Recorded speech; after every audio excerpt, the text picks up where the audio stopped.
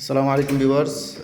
আমি ওই দিনকে আপনাদেরকে একটা ভিডিও দেখাইছিলাম যে আমি যে ওই দিনকে যে প্রিন্ট করছিলাম, তো বলছিলাম যে ওই পাশে আর এক বিল্লা আছে, মানে আর এক পার্ট আছে, দুই পার্ট এক বিল্ডিংয়ে।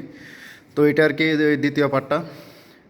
তো এখানেও কিছু কাজের জন্য আসছে, এখানেও কিছু ছোটো ছোটো ফাটা ধরছে।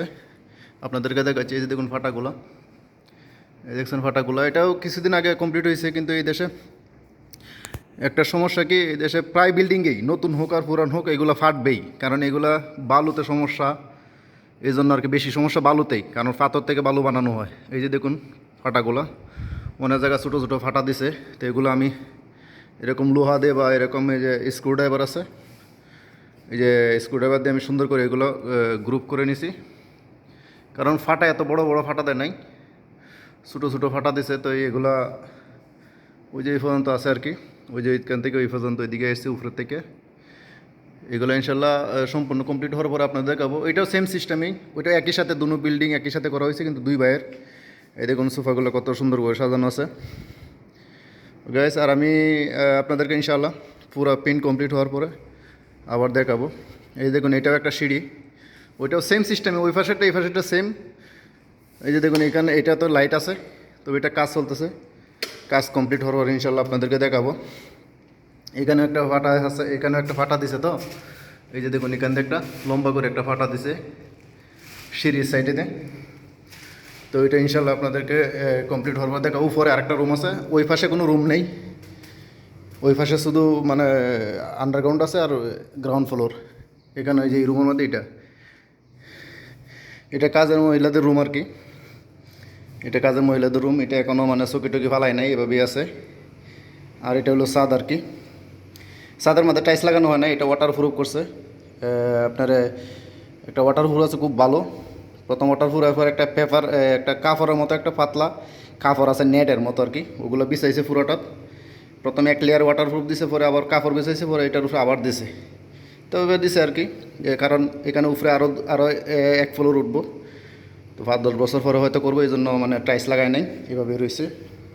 তো ওইটাও সেম সিস্টেম, এই সাইড ওই সাইড সেম সিস্টেম গাইস। এই দেখুন দুইটা গাছ, এগুলো এখানে জায়গা কতটুকু খালি। এটা পরবর্তী এই জায়গা এটা পুরোটা ভাঙ্গা হয়ে যাব, কারণ উপরে আর একটা সিঁড়ি উঠবো। তো এই সেম জায়গাতেই এগুলো সব ভাঙ্গে লাগবো পরবর্তীতে, ওয়ান টাইম করে রাখা আছে আর কি।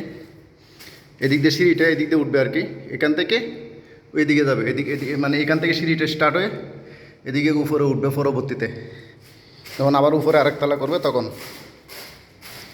এই দেখুন একটা সিনারি, সেম জাহাজের মতো। এখানে জানি কি একটা জিনিস লেখা আছে, কোরআন আয়াত বলতে পারতেছি না। ওকে গাইজ, তাহলে ইনশাল্লাহ আপনাদেরকে প্রিন্ট শেষ হলে দেখাবো। এখানে আন্ডারগ্রাউন্ড আছে, আন্ডারগ্রাউন্ডে এরকম কোনো সমস্যা নেই, তবে আমি প্রিন্ট যখন কমপ্লিট হবে তো আপনাদেরকে ইনশাল্লাহ পুরোটাই দেখাবো। এটা কিচেন রুম, এখানে পুরো কমপ্লিট হয়ে গেছে অলরেডি। শুধু ওই যে এখানে এক্সস্ট ফ্যান, যে সোলার যে হাওয়াটা যাবে এখান দিয়ে উপরে, ওইটা উপরে, এটা আমি জিপসান দিয়ে বন্ধ করছি। আর এখানে একটা সেম এরকম স্টিলের কভার আছে, ওইটা পরে বন্ধ করে দেবো আর কি ফিন করার পরে। এখানে কিছু টাইলস লাগানো বাকি ছিল, এগুলো কমপ্লিট করছি। ওই পাশেরটা তো ডেকোরেশন হয়েছে, এই পাশেরটা হয় না। এই পাশেরটা ও বলছে টাইলস লাগানোর জন্য, টাইলস লাগাই দিছি আর কি।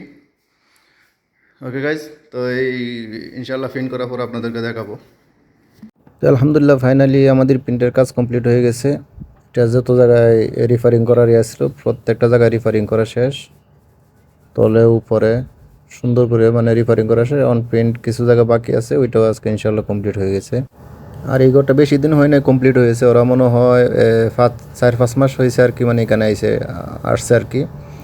তো এখন তো গরমের দিন কিছু, আর এই দেশে স্বাভাবিক এটা ফাটার পরে আবার মানে এগুলো আমরা কিছুদিন পর এগুলো ঠিক করতে হয়। তো প্রথম কিছু বেশি ফাটা আসে আর কি, তখন এগুলো কমপ্লিট করে দিলে পরে আর ইনশাল্লাহ আসেন আর কি। তো একটু লেটে আসে, আর এই দেশে একটু ফাটাই বেশি। বারবারই বলি, এখানে আপনার যে বালুটা আছে, এই বালুটা আপনার পাথর থেকে বানানো হয়। এটা অরিজিনালি বালু না, পাথর ভেঙে গুঁড়া করে তারপরে এগুলো করা হয় আর কি। তো ওকে গাইজ, আল্লাহ হাফেজ।